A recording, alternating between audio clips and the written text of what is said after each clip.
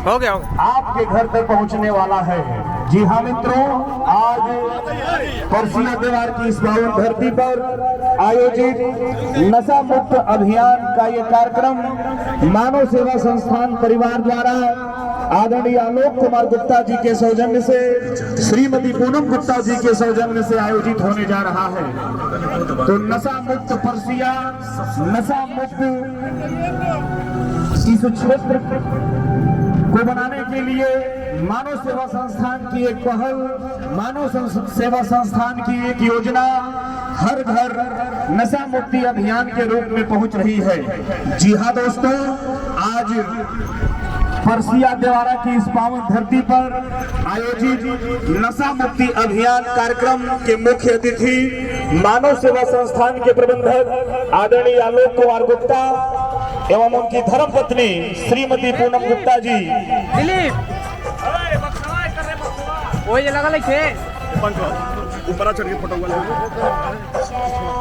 सम्मानित माताओं बहनों का, परसिया त्योहार की सम्मानित जनता का हृदय की गहराइयों से स्वागत, वंदन, अभिनंदन। जीना है तो पापा शराब मत पीना। जी हाँ दोस्तों, जी हाँ मित्रों, जी हाँ भाइयों, आज मानव शिक्षा सेवा संस्थान के बैनर तले आज परसिया त्योहार की इस पावन धरती पर पहुंचने वाला है। जी हाँ भाइयों, जी हाँ बहनों, आज मानव शिक्षा सेवा संस्थान के बैनर तले परसिया त्योहार की इस पावन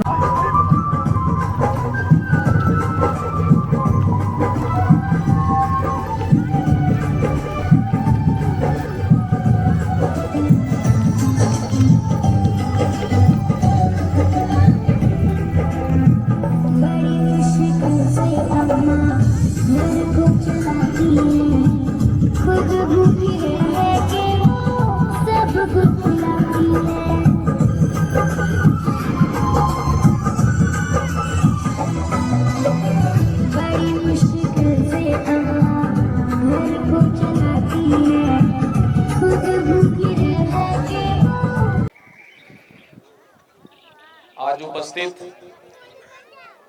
इस परसिया देवार के इस पावन धरती पर जितने भी हमारी माताएं बहनें यहाँ उपस्थित हैं, चाचा दादा या जितने भी मेरे छोटे भाई या फिर छोटी बहनें, जितने भी लोग यहाँ उपस्थित हैं, आप सभी लोगों का मैं शिखर गुप्ता पुत्र आलोक कुमार गुप्ता दिल की गहराइयों से बहुत बहुत स्वागत, वंदन, अभिनंदन करता हूँ। आज का यह दिन मैं कभी नहीं भूलूंगा, क्योंकि मेरे जिंदगी का इस कहते हैं कि यहाँ से कुछ ही दूरी से मऊ जिला चालू हो जाता है और जहाँ तक मैं जानता हूँ यहाँ से देवरिया जिला चालू हो जाता है। तो इन दोनों जिलों के बॉर्डर पे ये पहला मेरा मीटिंग है, ये पहला ऐसा कार्यक्रम है जहाँ मैं इस मंच पे खड़े होकर के आप लोगों के सामने बोल रहा हूँ। अच्छा, आज का जो मीटिंग है, आप लोगों ने हर गाड़ी पे, हर जगह स्टिकर पे देखा होगा नशा मुक्त अभियान। हम और किसी चीज के बारे में बात नहीं करेंगे, जो वो हेडलाइन है कि नशा मुक्त अभियान, ये है क्या चीज, ये कुछ ही शब्दों में मैं आपको बताना चाहूंगा। जितने भी लोग यहाँ हमारे सदस्य मानव शिक्षा सेवा संस्थान के हेड ऑफिस पे आते हैं, संस्था के जो कार्यकर्ता हैं, आप लोगों को याद होगा आज के कुछ ही समय पहले, लगभग 5-6 महीने पहले, जो संस्था पे आपका मीटिंग हॉल है, उस मीटिंग हॉल में सिर्फ 2 लोग उपस्थित हुआ करते थे, एक मैं और एक वो जो मेरी बड़ी बहन यहाँ बैठी हैं, मिस नेहा गुप्ता। क्योंकि उस समय आपके प्रबंधक जी का तबीयत बहुत खराब था। वो यूपी में नहीं बल्कि दिल्ली में मेदांता अस्पताल में भर्ती थे। उनके साथ में उनका सेवा करने के लिए, उनसे कंधा से कंधा मिला करके चलने के लिए मेरी माता जी, जिनको आप लोग प्यार से मैडम जी बुलाया करते हैं, श्रीमती पूनम गुप्ता जी, वो भी वहीं पे उपस्थित थी। साथ ही जो संस्था की अध्यक्ष है मिस प्रिया गुप्ता, वो भी दिल्ली के अस्पताल में ही थी। तो आप लोगों को याद होगा कि वो जो समय आपके संस्था पे बीता, या यूं कहिए कि हमारे ऊपर बीता, हमारे परिवार के ऊपर बीता, हम ये नहीं चाहते कि जो कठिनाई जो उस समय हमारे ऊपर बीत रही थी वो यहाँ किसी भी माताओं बहनों के ऊपर बीते। मैं दावे के साथ कह सकता हूँ, यहाँ जितने भी लोग बैठे हैं, आप लोग मेरी बातों का बुरा मत मानिएगा। यहाँ जितने भी लोग बैठे हैं 99% लोगों के घरों में या तो उनका बेटा, या तो उनका पति, या तो उनका भाई कोई ना कोई नशे का जरूर शिकार है। कोई दारू पीता है, कोई गुटखा खाता है, और भी बहुत चीजें होती हैं। हम सिर्फ उसी चीज के बारे में बात करेंगे कि जो चीजें मैंने झेली है पिछले 6 महीनों से पहले। मैंने आज तक कभी भी अपने पिता से 1 हफ्ते से अधिक दूरी नहीं बनाई। अगर वो कहीं जाते थे हफ्ते 10 दिन में घर वापिस आ जाते थे। लेकिन वो जो 4 महीना मैंने बिताया, मेरे घर में सिर्फ हम लोग 2 से 3 लोग हुआ करते थे, मैं, मेरी बड़ी बहन और मेरा बड़ा भाई। आज तक कभी भी माता पिता 1 हफ्ते से अधिक घर से दूर नहीं गए। और वो जो 4 महीना हमारा बीता, किसी दिन दिन भर रोते हुए बीता, किसी दिन रात भर जगते हुए बीता, किसी दिन रात सोचते हुए बीता कि क्या मेरे पिता उस हॉस्पिटल से वापस आएंगे। क्योंकि दिन में जब आप लोग संस्था पे आते थे, सभी लोग पूछते थे, बाबू सर जी का क्या हाल है, सर जी कब तक आ रहे हैं। मैं, मेरी बड़ी बहन बोलते थे बस कुछ ही दिन, 1 हफ्ता 10 दिन में वापस आ जाएंगे, तबीयत ठीक हो गया है, दवा पानी चल रहा है, सब सही है।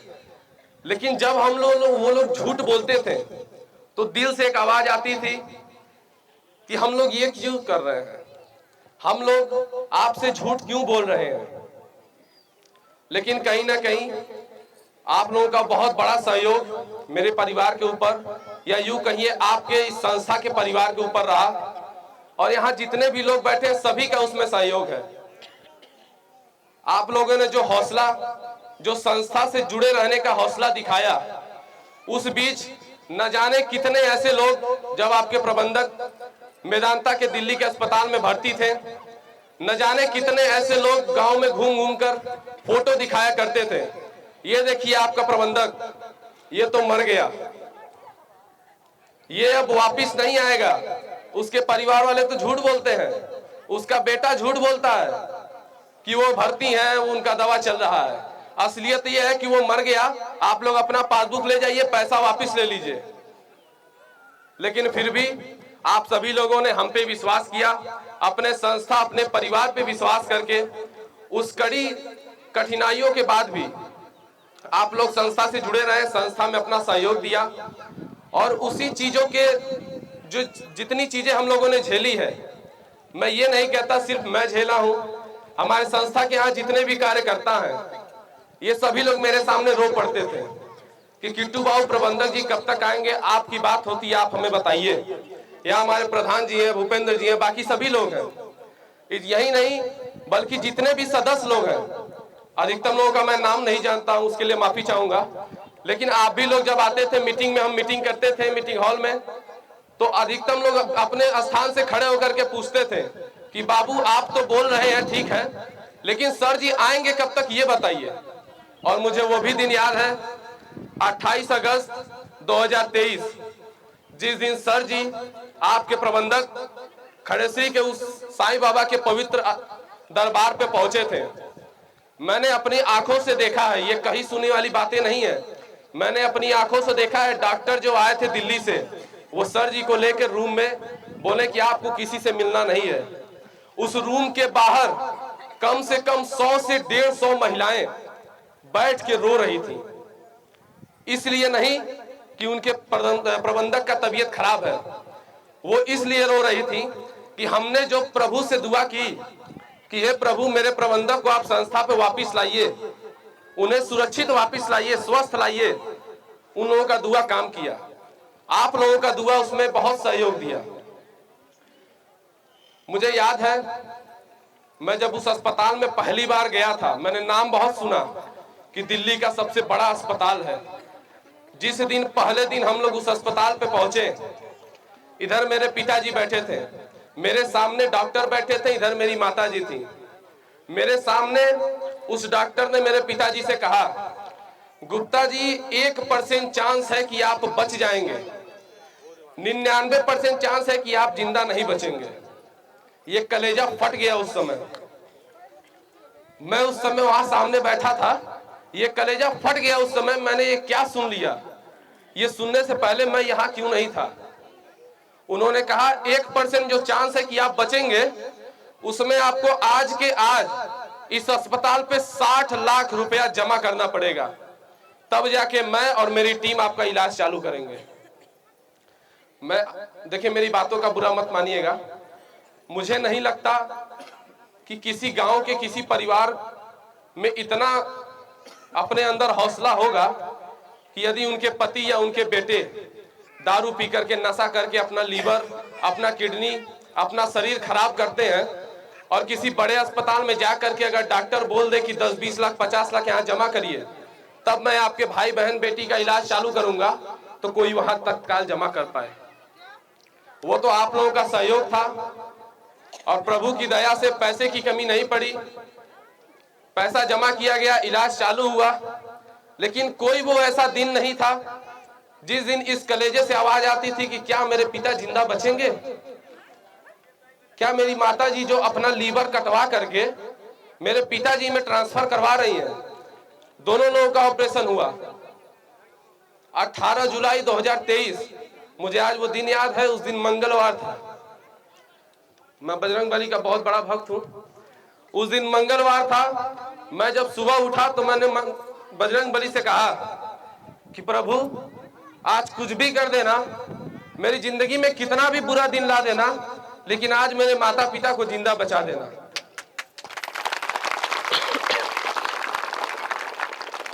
वो शब्द मैंने अपने मुंह से नहीं बोला, वो दिल से आवाज आ रही थी कि आज अगर मेरे माता पिता नहीं रहे तो इस संस्था के कौन देखेगा।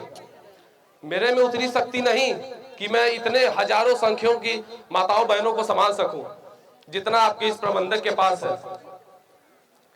उन सभी चीजों को देखते हुए जब आपके प्रबंधक यहाँ वापिस आए, अपने घर आए, अपने कार्यालय पे, उसी दिन उन्होंने एक निर्णय लिया कि हम अब हर जगह जाएंगे।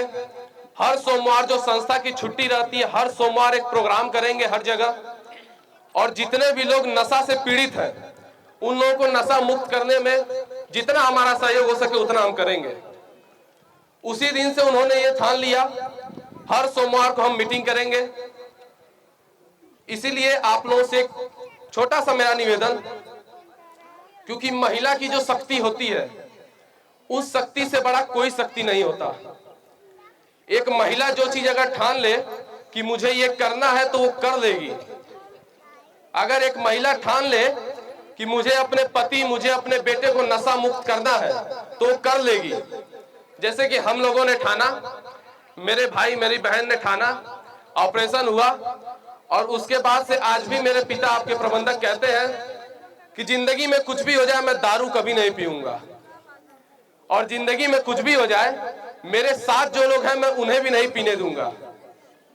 आप 500 का दारू पिएंगे, मेरे साथ चलिए, मैं 1000 रुपए का आपको कुछ खिला दूंगा, लेकिन 500 रुपया दारू पीने के लिए कभी नहीं दूंगा।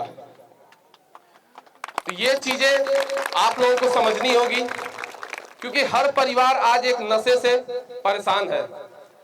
आपके भाई बेटे जो भी होंगे दिन भर काम करते हैं, शाम को जो उससे पैसा मिलता है आधा पी के खत्म कर देते हैं।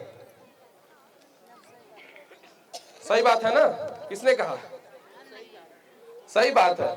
अगर वो एक दिन का दिहाड़ी 300 रुपया कमाते हैं तो 200 रुपया पी के खत्म कर देते हैं और रात को गिरते पड़ते घर पहुंचते हैं।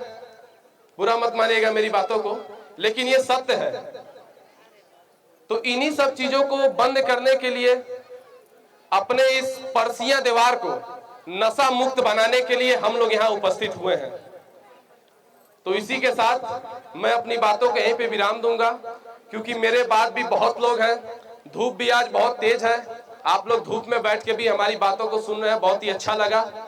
और आज बहुत ही सोचने वाली बात है, क्योंकि ये जितना टेंट और कुर्सी लगा है ये हमारे संस्था के हैं बाबा, उनके द्वारा ये सभी चीजें आयोजित की गई है। बाबा, आज मैं आपसे कहूं कि आज यहाँ एक भी कुर्सी खाली नहीं है। आज मुझे देख के बहुत खुशी हो रही है कि आज यहाँ एक भी कुर्सी खाली नहीं है। आप लोग इतनी अधिक संख्या में यहाँ आए। एक फोन जो आपके पास गया कि प्रबंधक जी आ रहे हैं, एक छोटा सा कार्यक्रम है, आप लोगों को उपस्थित होना है। आप लोग अपना काम काज करके, कुछ लोग अपना काम काज छोड़ करके यहाँ उपस्थित हुए, तो आप लोगों का ये बहुत बहुत धन्यवाद। इसी के साथ मैं अपनी बातों को विराम दूंगा। जय हिंद, जय भारत, जय मानव सेवा संस्था। धूप ज्यादा लग रही है आप लोगों को। हाँ, ये सही कहा आपने, धूप में बैठा है तो धूप लगेगा ही, जाहिर सी बात है।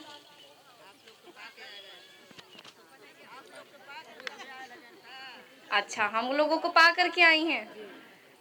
वैसे सही में हर प्रोग्राम में, जहाँ भी इस तरीके का प्रोग्राम आपकी संस्था की तरफ से आयोजित किया जाता है, वाकई में बहुत अच्छा लगता है आप लोगों को देख करके।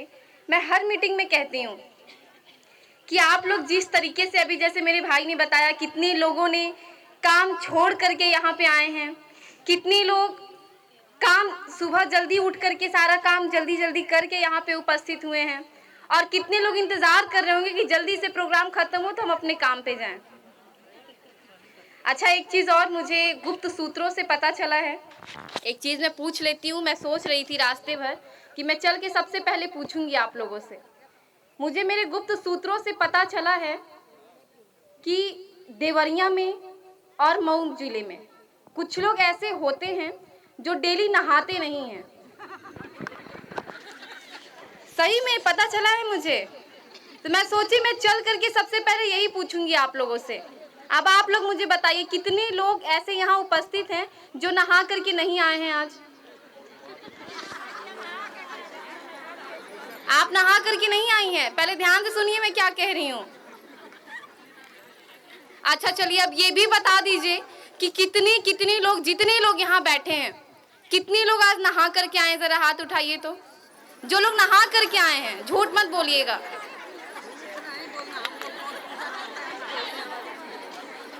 अच्छा, तो नीचे कर लीजिए हाथ। जहाँ तक मुझे लगता है कि मुझे जो सूचना मिला है ये गलत है, क्योंकि यहाँ तो सभी लोगों ने हाथ उठाया नहीं, सब लोग नहा करके आए हैं। बुरा मत मानिएगा, केवल हंसी मजाक था ये। बाकी तो आप सभी लोगों का, जितने लोग यहाँ उपस्थित हैं, हमारे जो भी इस गांव के जो प्रधान यहाँ पे उपस्थित हैं, कई लोगों का तो मैं नाम नहीं जानती हूँ, उसके लिए मैं क्षमा चाहूँगी। जितने लोग चाचा, दादा, काका, माताएं, बहनें, दोस्त, जितने लोग यहाँ उपस्थित हैं, मैं नेहा गुप्ता आप सभी लोगों का दिल के गहराइयों से स्वागत नहीं करती हूँ, धन्यवाद देती हूँ। स्वागत मैं इसलिए नहीं कर रही हूँ आज आपका, क्योंकि मैं स्वागत कैसे करूं? मैं तो खुद आपके गांव में आई हूं ना। स्वागत तो आप लोगों ने मेरा किया।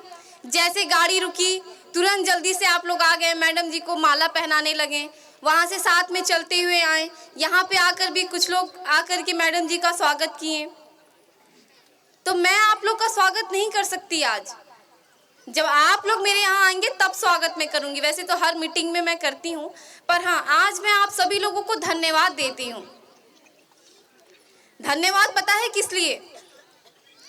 इतनी तेज धूप है, मैं तो टेंट के नीचे बैठी हूँ, मुझे धूप नहीं लग रही है, पर आप लोग इतनी तेज धूप में बैठे हुए हैं, ऐसे कर करके बैठ के फिर भी देख रहे हैं। कुछ लोग घूंघट करके देख रहे हैं, पर देख रहे हैं, सुन रहे हैं सभी लोग। ये जो आज का कार्यक्रम रखा गया है, जिसका मेन और मुख्य केवल एक ही उद्देश्य है, एक ही कहनाम है, नशा मुक्त हो। हमारा गांव, हमारा शहर, हमारा क्षेत्र नशा मुक्त हो। आप लोग बात नहीं करेंगे, छोटा सा ही कार्यक्रम है, जल्दी समाप्त किया जाएगा क्योंकि धूप मैंने कहा काफी तेज है।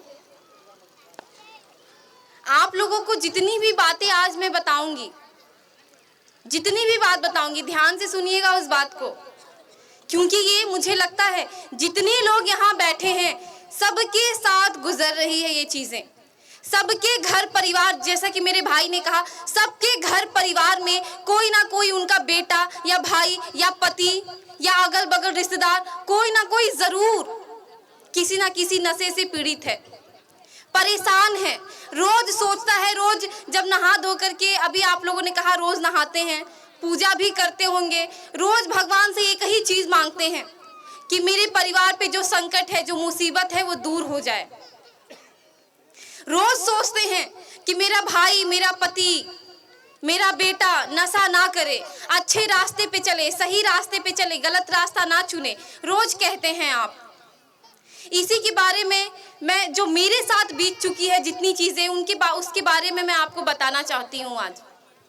क्या पता कि मेरी बातें सुन करके 2-4 लोग, 2-4 घर संवर जाए, सुधर जाए। इसी सब को देखते हुए सारा कार्यक्रम रखा गया है आपके इस गांव में, आपके क्षेत्र में। देखिए, नशा सिर्फ एक ही नहीं है कि शराब पी लिए उसको नशा, बिल्कुल नहीं। नशा कई प्रकार के होते हैं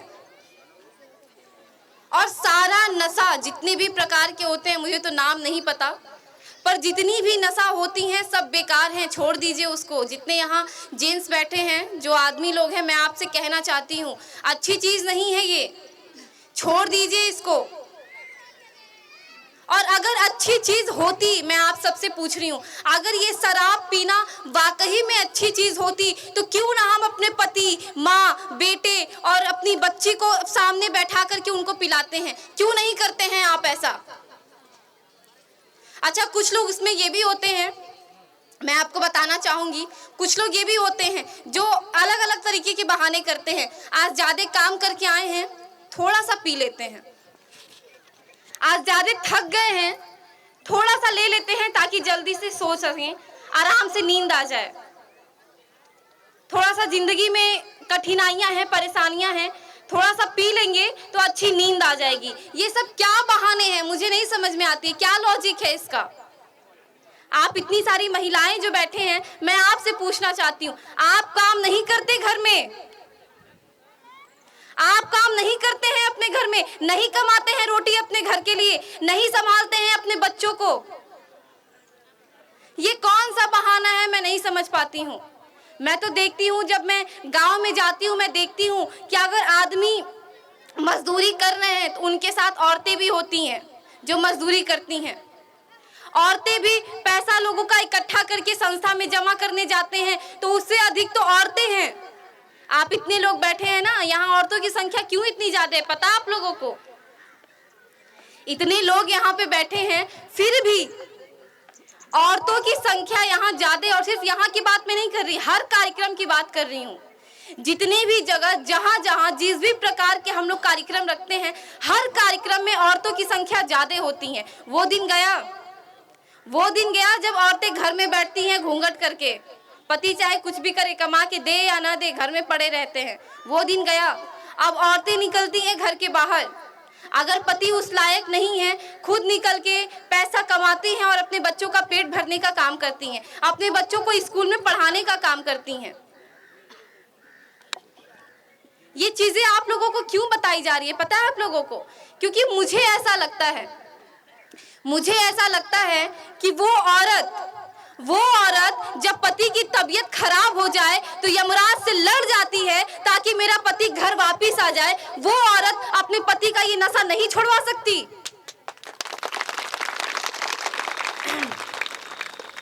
करवा चौथ का व्रत होता है, जो लोग करवा चौथ का व्रत करते होंगे उनको पता होगा।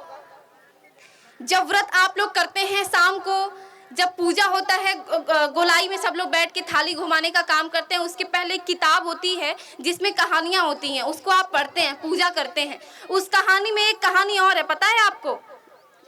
कहानी ये रहती है कि एक बहन होती है जिसके 4 भाई रहते हैं।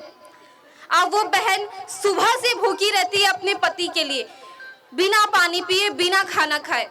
4 भाई ये सोचते हैं कि मेरी बहन इतना परेशान है, भूख से तड़प रही है, लाओ नकली चांद दिखा देते हैं ताकि बहन खाना खा ले, पानी पी ले। होता क्या है कि वाकई में भाई ऐसा प्रयास करते हैं, प्रयास सफल हो जाता है, नकली चांद देख करके बहन जो है व्रत खोल लेती है। और जैसे ही व्रत खोलती है, जैसे ही पानी पीती है, तुरंत ससुराल से फोन क्या आता है कि आपके पति की तबीयत खराब हो गई है, बहुत ज्यादा सीरियस हैं, जल्दी से घर पहुंचिए। बहन जाती है अपने ससुराल, देखती है वाकई में पति की तबीयत बहुत ज्यादा खराब हो जाती है, बचने की उम्मीद नहीं होती है। तब सोचती है मैंने ऐसा क्या किया, मैंने ऐसा क्या किया कि मेरे पति की ये हालत हो गई। तब करवा माता प्रकट होती हैं और कहती हैं कि तुमने चीटिंग की है, तुमने चीटिंग की है।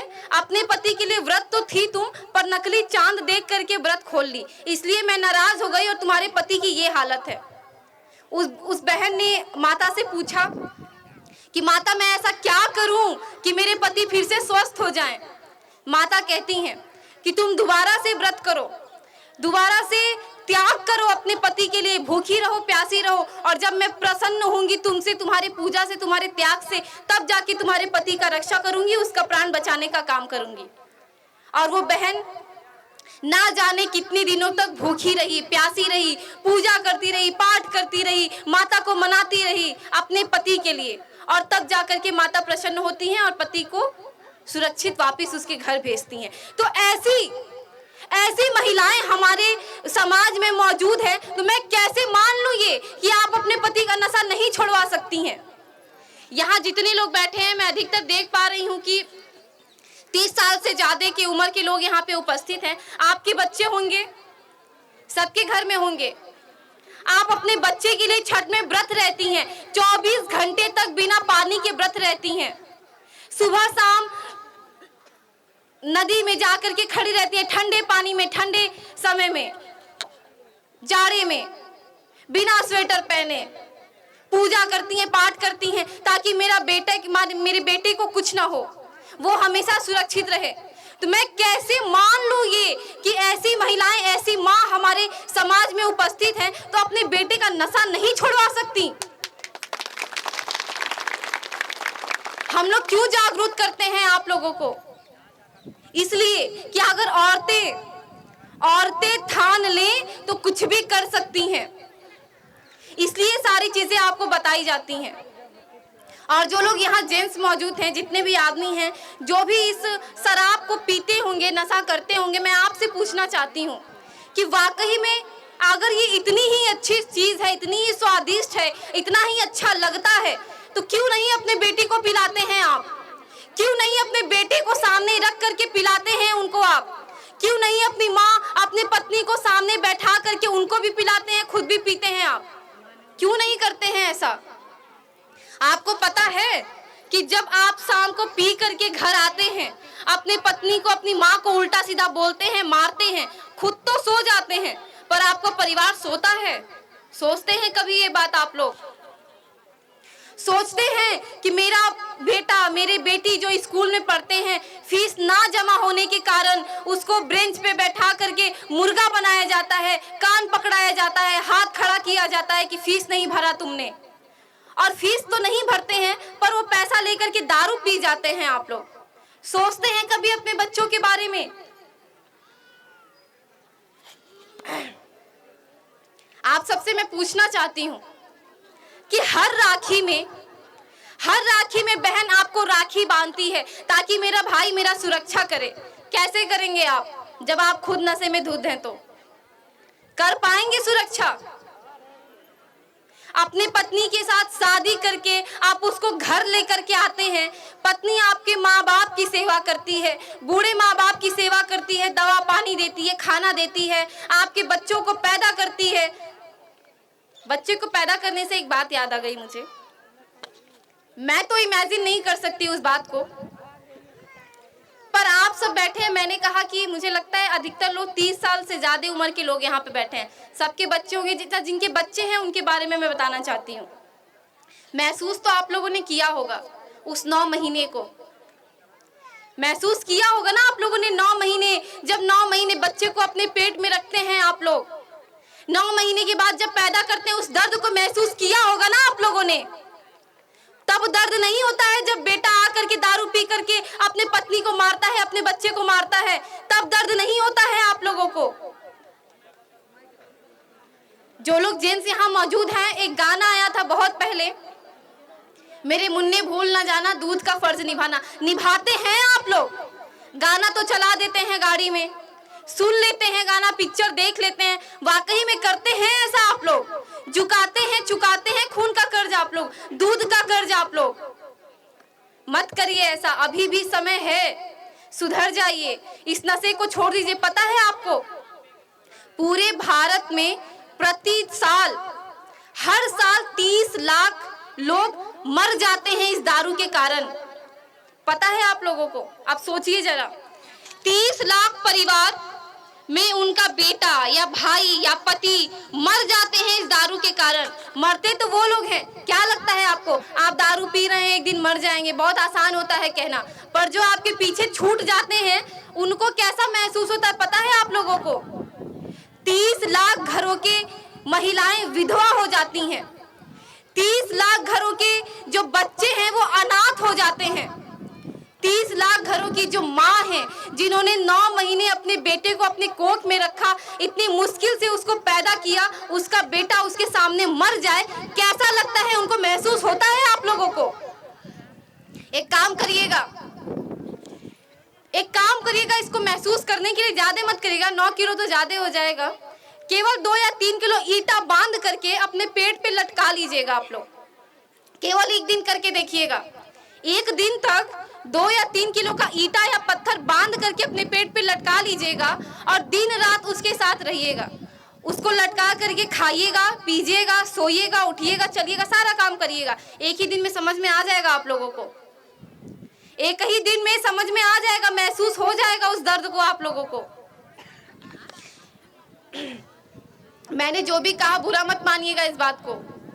ये सारी चीजें आप लोगों के हित में कही जा रही है, ये प्रोग्राम आप लोगों के हित में रखी जा रही है। ये अच्छी चीज नहीं है, छोड़ दीजिए इसको। जितनी भी नशा होती है, जितने भी प्रकार के नशा होते हैं, छोड़ दीजिए इसको, कुछ नहीं रखा है इसमें।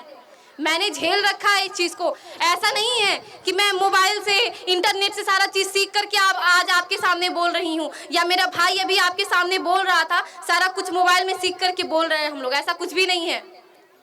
जो लोग 1 साल पहले से जुड़े होंगे, 6 महीने पहले से जुड़े होंगे हमारे संस्था में हमारे साथ, वो लोग जानते होंगे।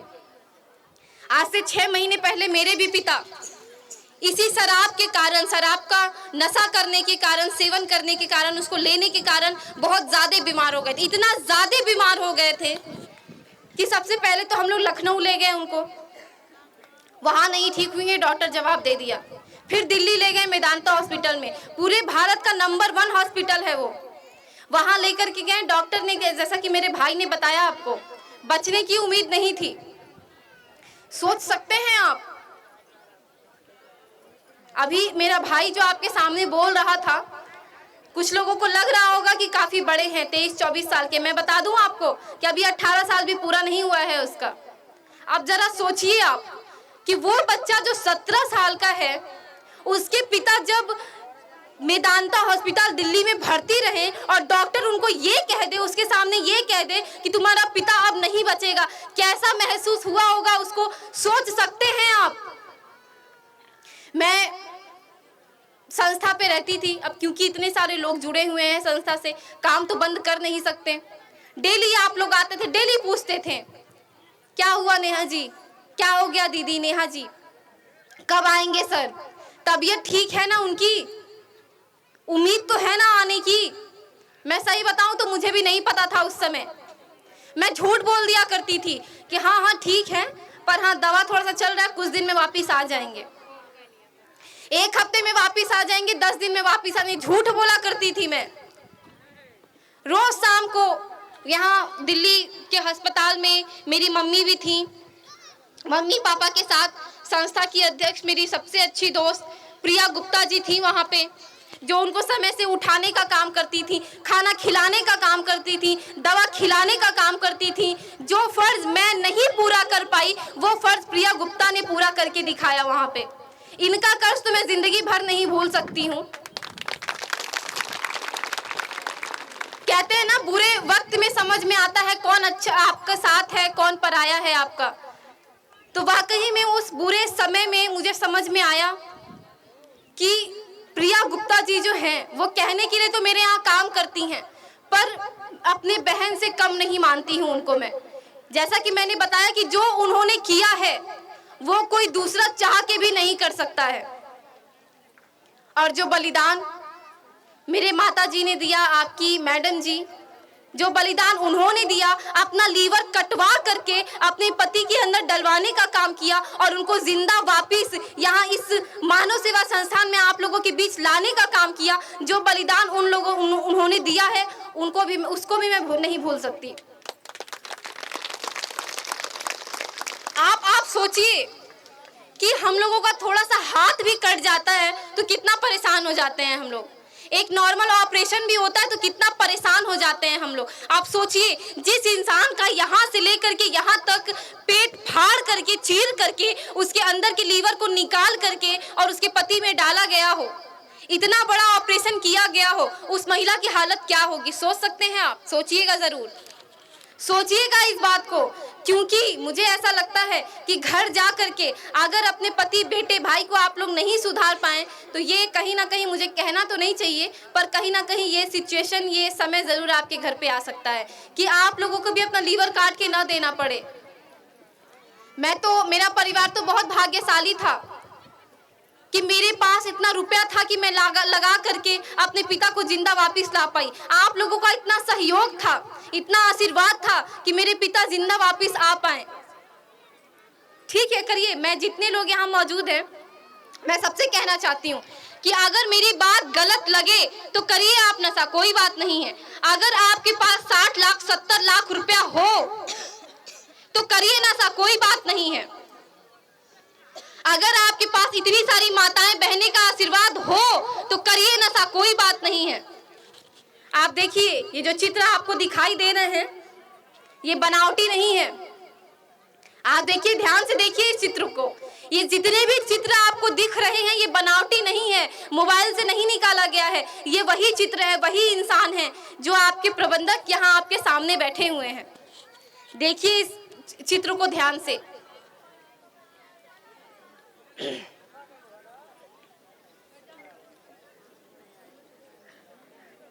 ये सारी चीजें देख करके भी अगर आप लोग इस नशा को नहीं छोड़ें,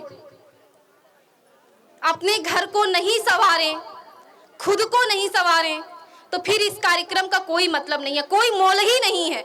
मेरे यहाँ आने का कोई मतलब नहीं है, इतना बोलने का कोई मतलब नहीं है। मैं तो इतना ही जानती हूँ कि अगर मेरे इस प्रोग्राम से, मेरे कहने से, मेरे समझाने से इतने सारे लोगों के बीच अगर केवल एक परिवार भी सुधर जाए, नशा छोड़ दे, तो ये कार्यक्रम सफल हो सकता है।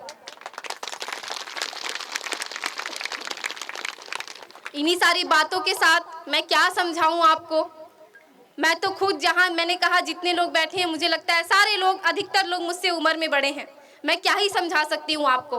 केवल जो मेरे साथ बीता है, मैं नहीं चाहती कि मेरे किसी भी चाची, काकी, दादी, बहन या भाई या जितने भी लोग यहाँ चाचा दादा मौजूद हैं उनके साथ ये घटना घटे। इसलिए सारी बातें मैं आपको बोली। अगर मेरी बातों में से कोई भी बात आपको बुरा लगे तो उसके लिए मैं बहुत बहुत क्षमा चाहती हूँ हाथ जोड़ करके।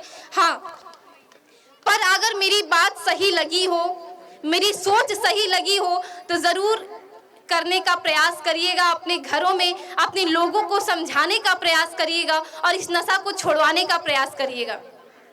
दूसरी चीज़ मैं आपको बता दूं कि अभी मैं जब यहाँ मंच पे आई तो मैंने आप लोगों से पूछ दिया कि नहा करके आए हैं कि नहीं। पता है, मैं सोची मैं कुछ और भी बोलूं, पर फिर याद आया कि जैसा कि मेरे भाई ने कहा, ये देवरिया और जो है मऊ, दोनों के बीच में ये बॉर्डर, ये गाँव है। तो अगर मऊ जिले के लोग यहाँ पे मौजूद होंगे, मैं आपको बताना चाहूँगी कि मऊ जिले में मेरा ननिहाल भी है। मैं इसलिए सोच करके चुप हो गई कि अगर मैं आप लोगों से ज़्यादा कुछ कहूँगी, पता चलेगा घर जाके मम्मी ही मारने लगेंगी, क्योंकि ननिहाल है मेरा। ज़्यादा कुछ कहूँगी, पता चलेगा घर जाके मार पड़ने लगेगी। तो जैसा कि मैंने कहा, अगर मेरी कोई भी बात आप लोगों को बुरी लगी हो, नहीं अच्छी लगी हो, तो उसके लिए आप क्षमा कर दीजिएगा, एक छोटी सी बच्ची समझ करके। बाकी आप सभी लोगों का बहुत बहुत धन्यवाद कि इतनी धूप में भी आप मेरी बातों को सुनने का काम किए। आशा उम्मीद यही रहेगी कि आगे जहां भी प्रोग्राम रखा जाएगा आपकी संस्था की तरफ से आप वहां उपस्थित होने का काम करेंगे और इसी तरीके से शांति बना करके सारे प्रोग्राम को सुनने और समझने का काम करेंगे। बहुत बहुत धन्यवाद। नमस्कार।